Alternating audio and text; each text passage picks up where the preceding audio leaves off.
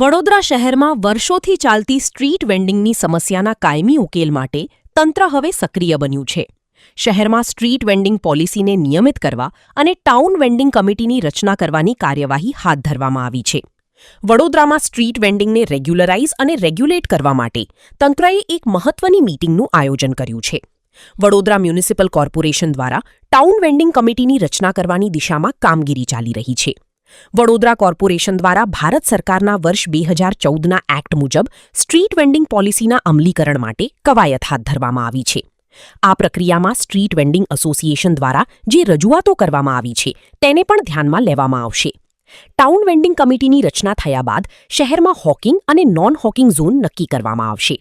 કયા રસ્તાઓ પર સ્ટ્રીટ વેન્ડિંગની મંજૂરી આપવી અને કયા પ્લોટ્સમાં વૈકલ્પિક વ્યવસ્થા કરી શકાય તે અંગે આગામી દિવસોમાં નિર્ણય લેવાશે.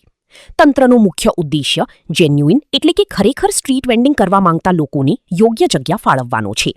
હાલમાં તંત્ર દ્વારા ટાઉન વેન્ડિંગ કમિટી વહેલી તકે અમલી બને તેવા પ્રયાસો કરવામાં આવી રહ્યા છે.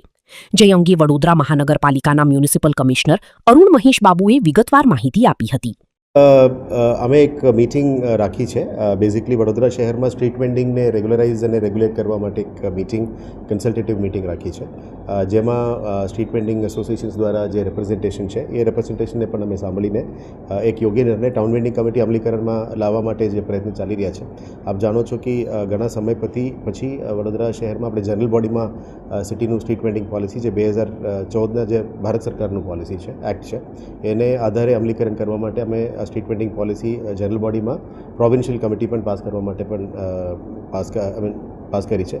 હવે street vending committee town vending committee અમલીકરણમાં લાવવા માટે અત્યારે ફાઇલ ચાલી રહ્યા છે. આવનારા દિવસોમાં સ્ટેન્ડિંગ કમિટીમાં પણ મોકલીને જનરલ બોડીની અપેક્ષા એ પાસ કરીશું. આપ જાણો છો કે ટાઉન વેન્ડિંગ કમિટીમાં ચેરમેન સિવાય મેમ્બર્સ, એનજીઓઝ, સ્ટ્રીટ વેન્ડિંગ લોકોની મેમ્બરશીપ પણ હોય છે, પણ એના માટે ચૂંટણી કરાવવું પડશે. આપણા પાસે અત્યારે 2017નું જૂના સર્વે છે, પણ આ સર્વેનું વેલિડિટી પણ ઓછું થઈ ગયું છે અને જે તે વખતના સર્વે કરતાં લગભગ 4 થી 5 ગુના સ્ટ્રીટ વેન્ડર્સ અત્યારે વધારી રહ્યા છે. અમારી એક જ ઈચ્છા છે કે સ્ટ્રીટ વેન્ડર્સને યોગ્ય રીતે એમનું પ્રોપર સ્ટ્રીટ વેન્ડિંગ કરવા માટે જગ્યા ફાળવણી કરી શકાય. યોગ્ય રીતે જે સ્ટ્રીટ વેન્ડિંગ ઝોન્સ અને નોન વેન્ડિંગ ઝોન જે ટાઉન વેન્ડિંગ કમિટી દ્વારા જાહેરાત થશે, એમાં કયા જગ્યામાં હોકિંગ અને નોન હોકર ઝોન, કયા વિસ્તારમાં યા કયા રોડ્સમાં સ્ટ્રીટ વેન્ડિંગ અને નોન સ્ટ્રીટ વેન્ડિંગ અને કયા પ્લોટ્સમાં અમે વૈકલ્પિક રસ્તા જે કરી આપવાનું છે કોર્પોરેશને અને કયા જગ્યામાં સુવિધાઓ કરવાનું છે એ બાબતમાં આવનારા દિવસોમાં નક્કી કરવામાં આવશે. પણ અત્યારે પ્રયત્ન એ જ રહેશે કે ટાઉન વેન્ડિંગ કમિટી વહેલા તકે ફોર્મ થઈ જાય, જેથી કરીને આ બધા જાહેરાતો થઈ શકે અને જે પણ જેન્યુઇન સ્ટ્રીટ વેન્ડર્સ છે, જે ખરેખર સ્ટ્રીટ વેન્ડિંગ કરવા માંગે છે, એમને ધંધા રીતે એમને કયા ઝોન વાઇઝ, વોર્ડ વાઇઝ પ્લોટ્સમાં અમે એકોમોડેટ કરવાનું ટ્રાય કરી રહ્યા છે.